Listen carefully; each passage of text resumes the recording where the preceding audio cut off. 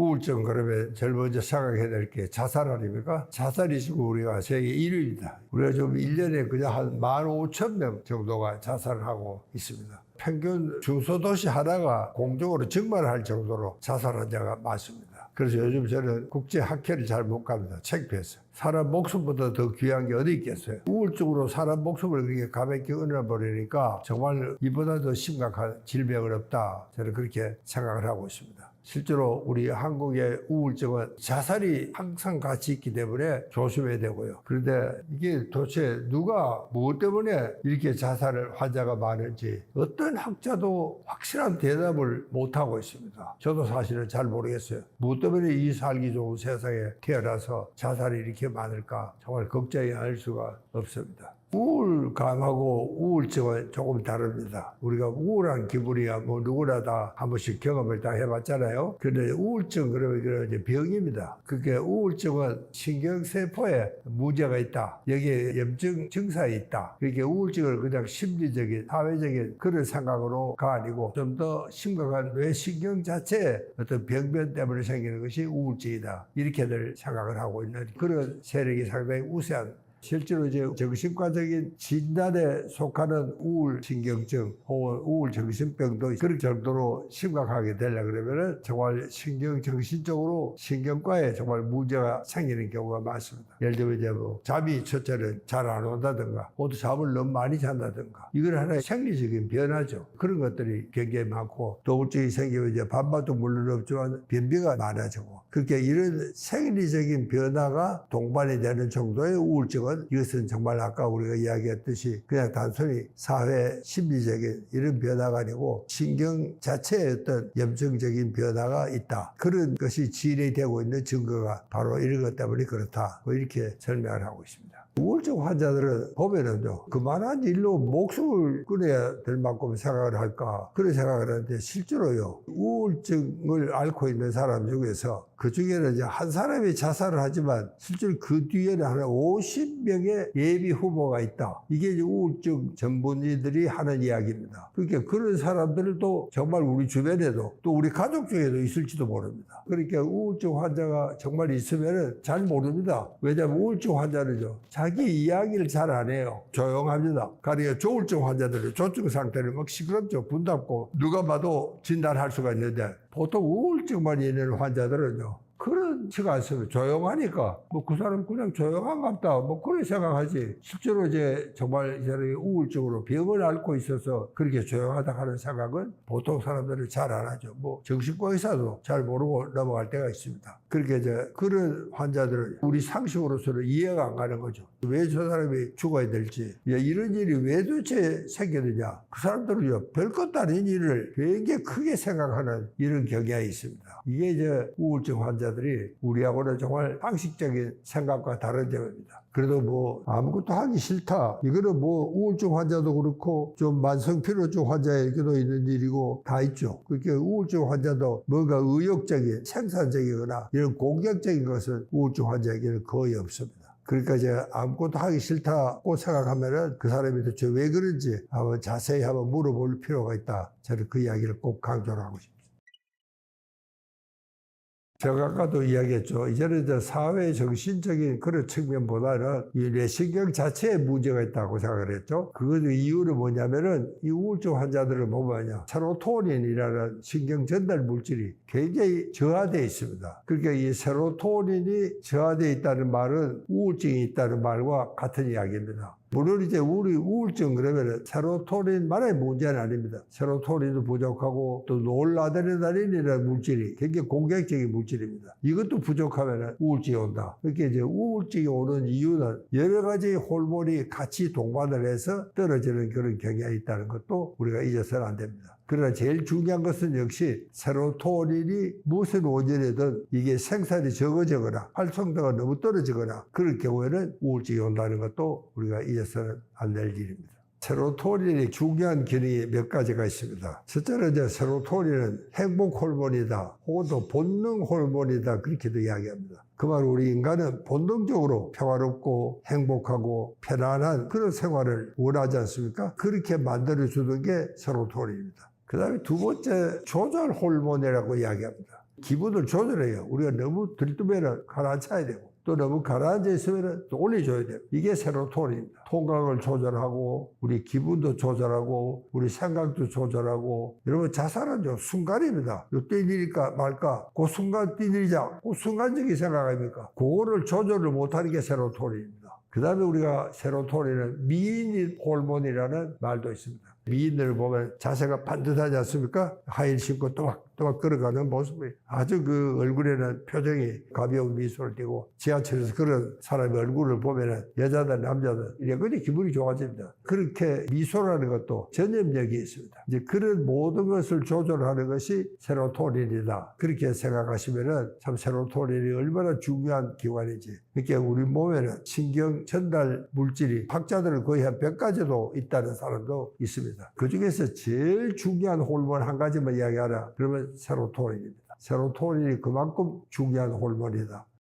세로토닌이 부족하면 우울증 말고도 여러 가지가 있어요. 첫째는 공격적이고 폭발적입니다. 요즘 보면 뭐 별것도 아닌 일에 막 폭발하는 사람 있잖아요. 지하철에서 자기를 본다고 외제를 막 그러고 막 그거 아주 공격을 하고 경찰이 동원이 될 정도로 아수라장을 만드는 그런 경우. 그게 굉장히 그 폭발성 성격을 조절을 못하는 것이 바로 세로토닌이 부족해서 그걸 잘 조절 못합니다. 그 다음에 수면 호르몬, 멜라토닌 호르몬도 이 세로토닌에서 멜라토닌 호르몬으로 분비가 됩니다. 그러니까 이게 세로토닌이 부족하면 불면증이 옵니다. 그리고 이제 세로토닌이 부족하면 조절이 안 되기 때문에 사회생활하는 데서 굉장히 큰 하나의 낙점이 될 수가 있습니다. 그렇게 우리가 인성교육을 할 때는 제일 중요한 것을 세로토닌에다가 중심을 잡고 인성교육을 하고 있습니다. 왜냐 우리가 참 사람이 훌륭하다. 그런 것은 세로토닌이 풍부하다는 이야기입니다. 그래서 우리가 세로토닌형 인간이라는 말도 있습니다. 그 말은 정말 누가 보든지 평화롭고 행복하고 마음이 편안하고 균형이 잘 잡힌 이런 사람들이죠. 그러니까 그런 아주 위험한 성격으로부터 우리를 보호해주는 게 바로 세로토닌입니다. 우울증에 걸리면은 의사한테 가면은 SSRI라는 약을 처방합니다. 이것은 세로토닌을 선택적으로 올려주는 약입니다.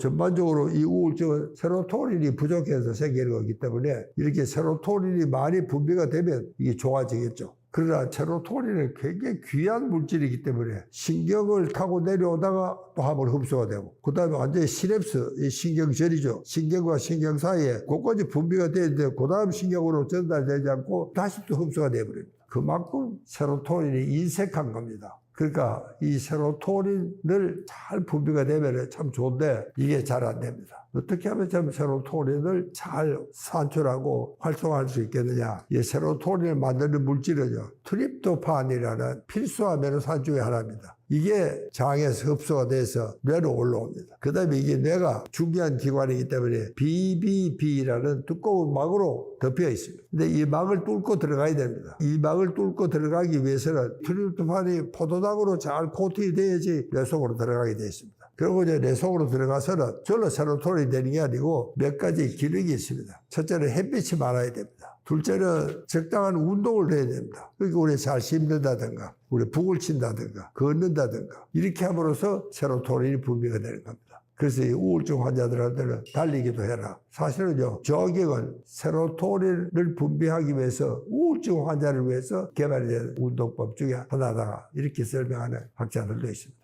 그 다음에는 이 허기, 참 좋은 사람끼리는 포옹도 하고 키스도 하고 손목도 잡고 하지 않습니까? 그런 걸 해야지 이게 세로토닌이 많이 분비가 됩니다. 결국 인생관의 문제입니다. 인간은 본능적으로 남들과 비교하게 되어 있습니다. 그때 비교할 때는요, 뭔가 나한테 부족하다 싶은 생각이 있을 때 비교를 하게 됩니다. 나는 뭐 돈이 많다. 내보다 돈 많은 사람이 또 있거든요. 그러니까 항상 뭔가 비교를 할 때는 나는 뭐 키가 크다. 그래도 내보다 큰 사람이 또 있잖아요. 그렇게 항상 비교를 하는 심리 자체는 뭔가 채우려는 욕구가 있습니다. 돈이든 비만이든 비만 환자들 흔히 그래요. 저 사람 뭐 참 날씬해. 그러면 이제 자기는 굉장히 뚱뚱하다고 생각합니다. 그러니까 이게 사실 비만도 어디서 출발하느냐? 실제로 비만 환자는 몇 안 됩니다. 그런데도 자기는 더 빼야 되겠다. 그게 날씬하다는 데 대한 욕망이 너무 크면은 사람과 자꾸 비교를 하게 이렇게 되는 겁니다. 그러니까 우리가 참 남들과 비교를 하면은 그게 이제 자존감과 직결이 되는 겁니다. 결국은 비교라는 것은 정말 남을 위한 생활입니다. 누구를 위하여 내가 날씬해야 되는가? 그 어려운 다이어트를 왜 해야 되는가? 이런 것도 우리가 한번 생각을 해봐야 됩니다. 그리고 내가 정말 존경을 받고 내가 사랑을 받고 싶다. 그러면은 정말 그 방법이 없느냐? 공부를 열심히 해서 훌륭한 사람이 되는 것도 사랑을 받을 수 있는 방법이 될 수 있겠죠? 100가지, 1000가지도 남습니다. 그런 방법 다 놔두고 왜 꼭 그 비만을 정말 무죄가 삼느냐? 저는 그 이야기가 불만인 겁니다. 꼭 그렇게 거기에만 국한되지 말고 그 이외에도 수많은 방법이 있다. 내가 좀 모자란다 싶은 데를 비교하지 말고 내가 좀 낫는다 싶은 걸 비교를 하면 훌륭한 사람이 될 수 있는데도 불구하고 우리가 그런 방법을 잘 못하고 있는 것 같습니다.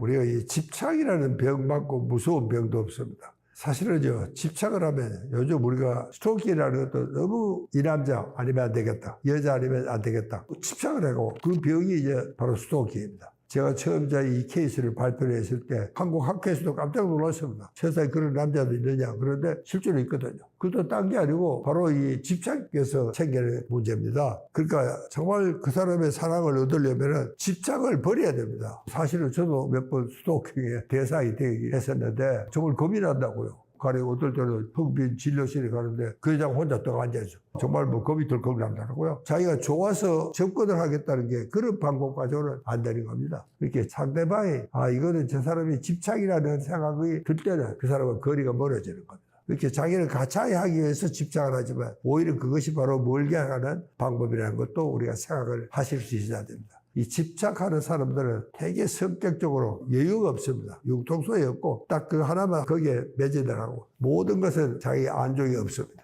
오직 그거 하나, 이것이 정말 문제니까 세상에는 그거 말고도 정말 많은 일이 있다는 것, 그거를 우리가 잘 좀 이해를 하셔야 되겠다.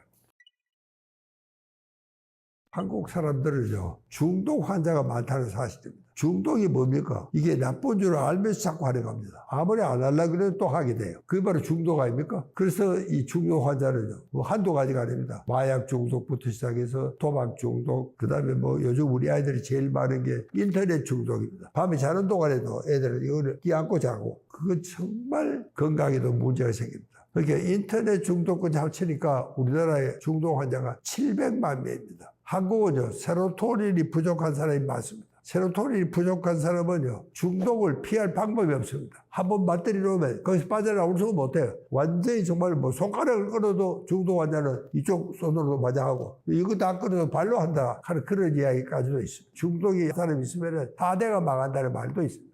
그만큼 우리 한국 사람들은요, 절제가 안 됩니다. 절제가. 적당하게 즐기고 끝나야 되는데 이게 되지가 않습니다. 태백에다가 한국 사람들도 출입할 수 있는 카지노를 만들자. 여러분, 그때 우리 정신과 의사들이 정신과 학회에서는요, 정말 참 목숨을 걸어놓고 반대를 했습니다. 한국 사람한테는 안 된다, 절대로. 그리고 반대를 하지만 태백의 사정이 워낙 급하니까 지금 도박 잘 되고 있습니다. 그러나 여러분, 거기는 도박 중독 환자 치료소가 있습니다. 그런데 도박 중독이 하면 되면은 치료가 대단히 어렵다는 사실도 여러분 이해를 하셔야 되고, 우리 환자가 우리 한국에 700만 명이 넘는다니까 저도 정말 깜짝 놀랐습니다.